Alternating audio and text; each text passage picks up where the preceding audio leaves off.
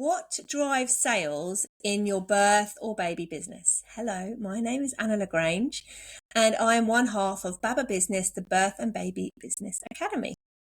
And hello, my name is Liz Stamford, and I'm the other half of Baba Business, the membership for birth and baby business owners.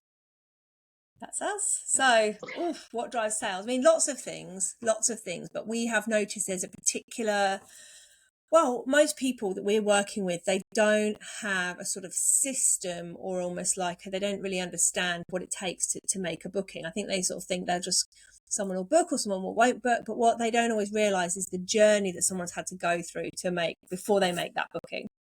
Yeah, definitely. I mean, I think when we both started our first businesses, I think we were both sort of like, yeah, I'll just put like a leaflet here, or I'll tell someone, or, I'll get my website up or whatever, and it will all just happen. And, sadly, it's not that way. If it was that easy, then everyone would be doing it and everyone would have successful businesses. But yeah, there is a real kind of process, like a filter, a system that people have to go through in order to even get to the point of booking. So we thought it would be useful to talk about that from what we've learned and what our sort of point of view is around it. Yeah, some people might call it a funnel, but it's kind of more general than that. It's not necessarily an online funnel. It's just that at the top end of it, you're going to have lots more people coming in and being aware of your business to the bottom point where somebody actually books. And we've kind of put it into a 5-point kind of process, haven't we? Yeah, we have. And the first part of that process is awareness. And this is really where you are kind of audience building. It's how many people you're reaching. It's like the very first touch points.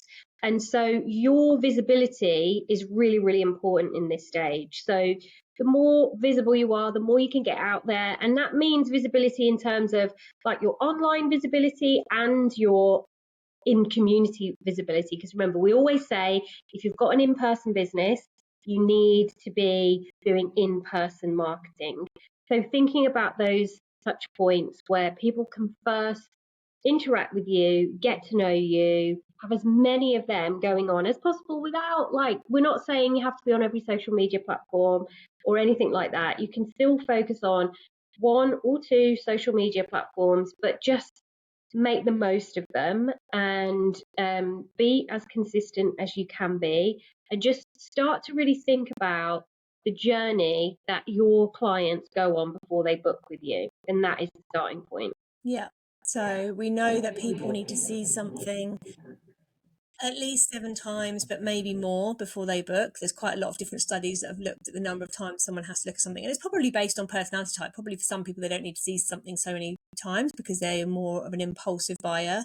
And for other people, they're going to really think carefully about it. That's a bit like us, isn't it? Chalk and cheese. Like I tend to be more of an impulsive buyer, although not so much anymore because I think times have changed. But whereas you are like a much more thoughtful, detailed person before you go and make that purchase. So I think, biopsychology does come into this, but irrelevant of that, most of us are not going to just buy something from seeing about it or hearing about it once. Sometimes you usually need to hear about it more than once and in sort of different ways and different formats. So for the very first point, this kind of awareness stage is, this is your social media. This is when you're going out and talking, making help building up your reputation locally. It is your flyers. It is your sort of talking to people so that they're mentioning you.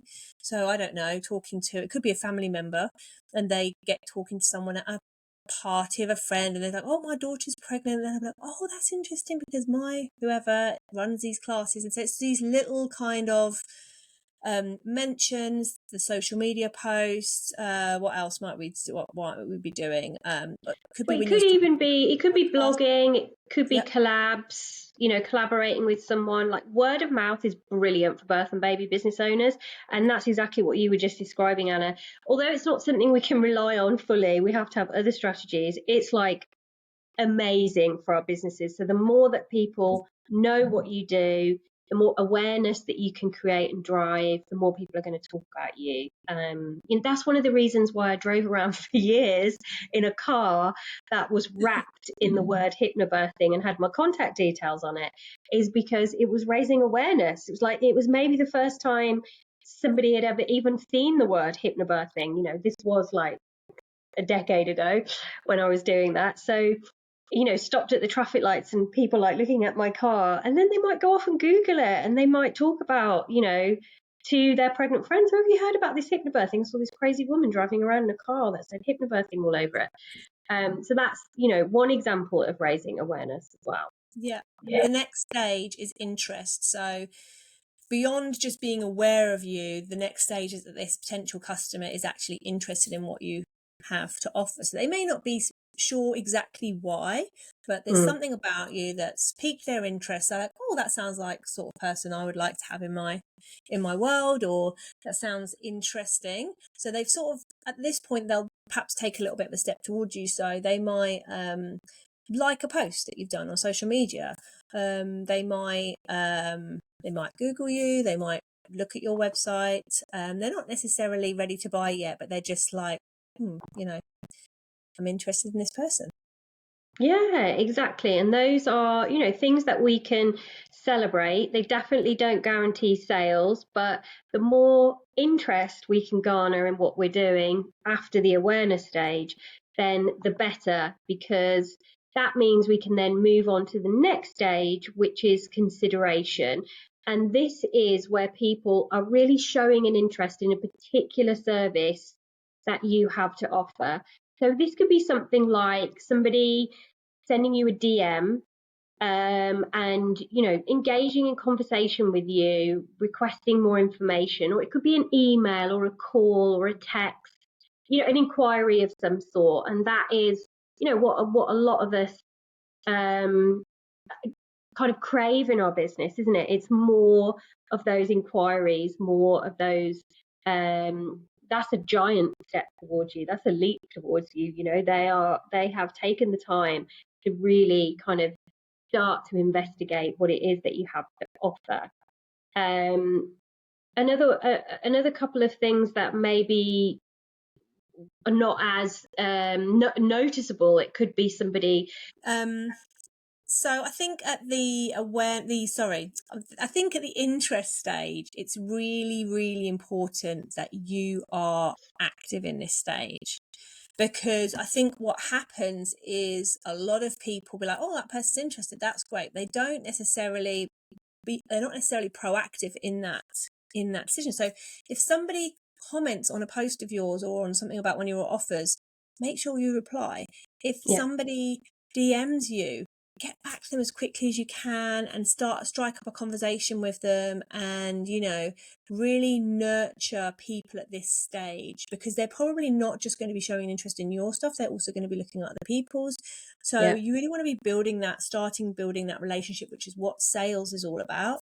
And also you're sort of qualifying them. So you're asking them questions to work out if this is a good fit for you, because not everybody is going to be right for your service, whatever it is. And obviously the higher cost of the service, the more qualifying you want to do. But all of this happens through conversation. So finding out, I don't know, what is it? Let's say you run baby massage costs or something. Oh, how old's your baby? Have you done anything like this before? Do you live locally? Like all of these kind of things, getting to know them, being a human being, and letting them get to know you as well, so you can both work out, okay, is this a good fit for me and my baby? Is this somebody who's going to enjoy my classes? Because the last thing we want is someone to come along, just because they're going to book. We definitely want somebody who's going to, enjoy our class and it's going to be for them. We don't want someone coming who's got a completely wrong idea of what it is that we offer. So these conversations can be really useful, but it's such an important part of marketing that I think people don't realize how important those are. Same with email inquiries. And then also another point in this, when we've got kind of the online space, this is where, when you're thinking about particular offers or things that people are booking through your website, this is where it can be really useful to regularly look at your statistics, the back end of your website, how many people are clicking, because when you've got a certain offer and it's got loads more clicks than another offer, then you know that, oh, there's a lot more interest in this or whatever. So it can be really useful to regularly look at what's going on there. Yeah, definitely. In fact, it's just always useful to be able to reflect on all of your processes and see what's working and what's not working for you. Another sort of element of the consideration stage could be that you offer a taster, for example. I know that's quite popular amongst hypnobirthing instructors, and I'm sure in other areas of the birth and baby world as well, offering this free experience for people to come along to, you know, find out more about it. If people come to that, that's like a massive leap forward and a great opportunity to either in person or online, but, you know, with them right in front of you, be able to tell them the benefits of whatever it is that you offer, the emotional benefits, like what the transformation is going to be for them. So don't underestimate the power of doing things like that as well. And then we move on to the conversion stage. So this is where we're moving from consideration, where they're expressing a real interest in what it is that you've got to offer in a particular service. And then now's the time to kind of convert that over to a sale. So we know that birth and baby business owners aren't big fans of selling. And that's something that unfortunately you've got to really, really get over, because if we don't sell, then we don't have a business. It's literally just a hobby, you know, or if we're not being paid the money that we should be paying, or if we're not making a profit, or if we're not able to, you know, make a difference in, we might be making a difference in other people's lives by what we're offering them, but if we're not making a difference in our own lives, then again, it's not a business. It becomes more of a charity focus, which is, you know, also amazing. But if you're in this to create a business, so it works both ways, you to the client and back again, then, you know, you have to sell. Like, it is okay to sell, and really focus on the transformation that your client is going to experience from working with you. I know sometimes people might think transformation, like by working with me, but they do. All the work that we do in the birth and baby world is transformative. We really, really make a difference. It doesn't matter what area you work in, we are making a huge impact on families. So really zone in on that and really reflect upon the difference that this person will create in their lives by working with you. That is why they should pay you to do whatever it is that you can offer. And so conversion is really when they book with you, and that's when they make a payment or they make a deposit. So we want this phase to be as easy as possible, don't we? We don't want to be like, oh yeah, so I'll get back to you with my bank details or whatever. Make it as easy as possible. Be prepared to get that sale. Yeah, absolutely. And I think, you know, I don't want to scare people off too much, but what can be a useful exercise is to think about in your business what these 4 stages are. And I'm going to mention the 5th stage in a minute. I know I said there's 5 stages, but for just the sake of getting a booking and making sales in your business, what can be really useful is to kind of think about, okay, so for every booking, how many inquiries do I get, or how many website clicks, or how many clicks on that particular service do I get, so that you can think backwards and think, right, so for one booking I need, I don't know, could be, if you do inquiry calls mainly, it could be I need 4 inquiry, or probably not, for most people it's like 2, 3, 4 inquiry calls, and out of those 1 will book. Or it could be a number of website clicks, and then go backwards and then think about, okay, so for that, how many people do I need to have looking at my stuff on social media, or how many people do I need to reach at events, for example, leading up to my own event, if you were sort of doing, you know, networking and collaboration type stuff in real life. And then for that, how many people do I need at that very top section, that you know, that awareness section. So you're not going to necessarily be able to have any hard and fast numbers, but what this does is it can be very, very useful in that reality check, in thinking, oh, okay, I actually need a lot of people to be aware of me so that I am getting a booking. And that makes us do things differently, makes us it helps us to be more visible because we know we need to be more visible. It helps us to look for other opportunities, and yeah, it helps push us towards the activities that we know are going to grow this audience and help more people come through this process to book with us. Definitely, yeah, definitely. So the fifth stage, which we'll give it a bit of a mention, is really whether or not they will rebook. So they've booked with you. You want them to continue having a great experience with you. So you've built this relationship with them from the awareness stage where you might not have been aware of them, but they were aware of you.